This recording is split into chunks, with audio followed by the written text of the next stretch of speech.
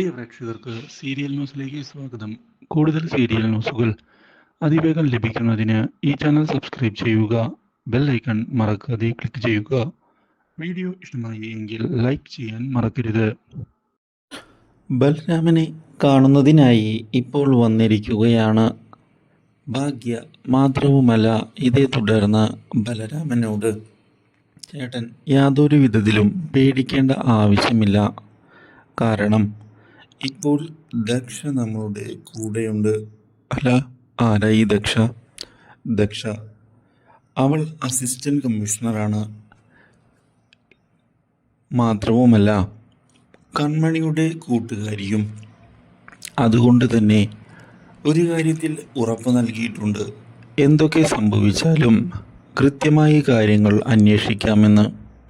അതുകൊണ്ട് തന്നെ ചേട്ടൻ നിരപരാധിയാണ് എന്ന് മനസ്സിലാക്കാൻ അധിക നാൾ വേണ്ടിവരില്ല.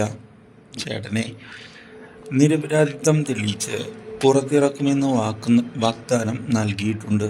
ഇത് കേട്ടതിനെ തുടർന്ന് എനിക്കങ്ങനെ പ്രതീക്ഷയൊന്നും ഇല്ല ഭാഗ്യ.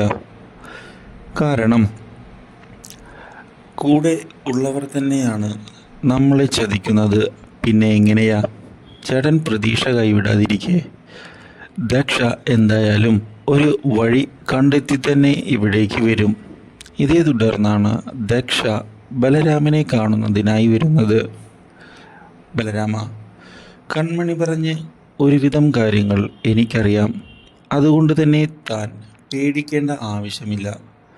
താൻ തെറ്റ് ചെയ്തിട്ടില്ല എങ്കിൽ തന്നെ ഇവിടെ നിന്ന് പുറത്തിറക്കുന്ന കാര്യം ഞാൻ ഏറ്റു.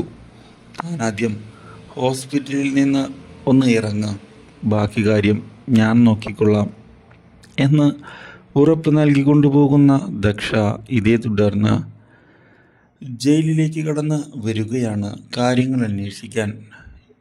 ഇതറിയുന്നതോടെ സുമിത്രയാകെ ഞെട്ടിപ്പോകുന്നു. Do like, share and subscribe.